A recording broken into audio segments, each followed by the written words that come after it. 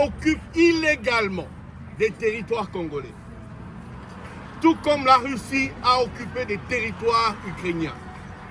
L'appui et l'approvisionnement en armes et munitions aux rebelles M23 par le Rwanda, bombardant et détruisant des villes congolaises entières, comme Goma, exactement comme la Russie l'a fait en Ukraine.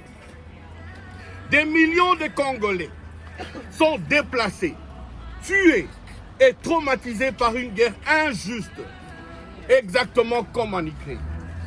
Les massacres à grande échelle, des massacres à grande échelle, notamment à Kishiché. Je prends ce moment de silence pour me remémorer de mes frères qui sont morts à Kishiché, où de nombreux civils ont été tués.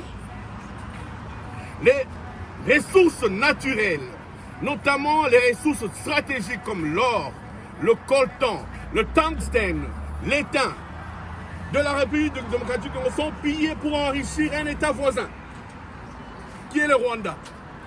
Tout comme l'Ukraine dénonce le pillage de son blé et d'autres ressources de la Russie, pourquoi alors une réponse forte pour l'Ukraine et une indifférence totale pour le Congo?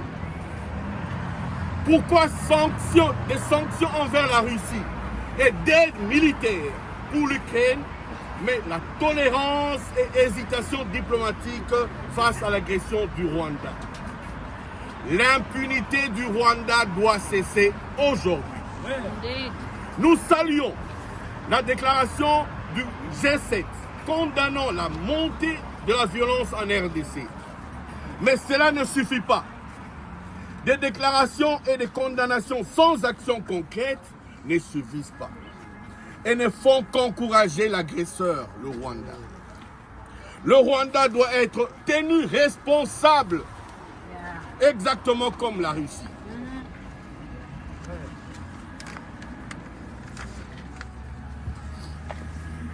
Nous demandons au Canada et à la communauté internationale d'appliquer le même niveau d'engagement et de sanctions que celles imposées à la Russie.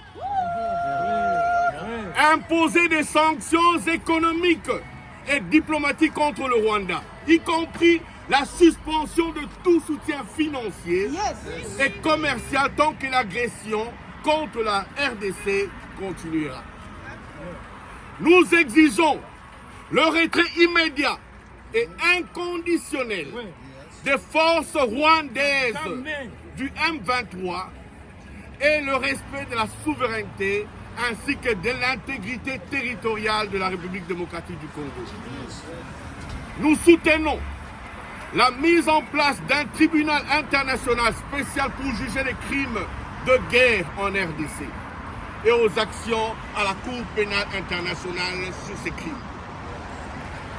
Nous encourageons pour qu'il y ait interdiction stricte d'importation de minerais de sang pillés en RDC et soutenir le mécanisme de traçabilité rigoureux pour arrêter l'exploitation illégale des ressources naturelles congolaises qui financent les groupes armés. Le Canada doit se montrer cohérent et consistant.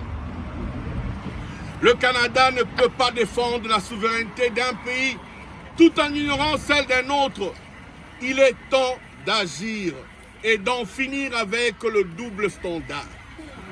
Si l'occupation illégale de l'Ukraine est inacceptable, alors celle de la RDC l'est tout autant. Si les Ukrainiens ont droit à la solidarité internationale, alors les Congolais aussi ont droit à cette souveraineté.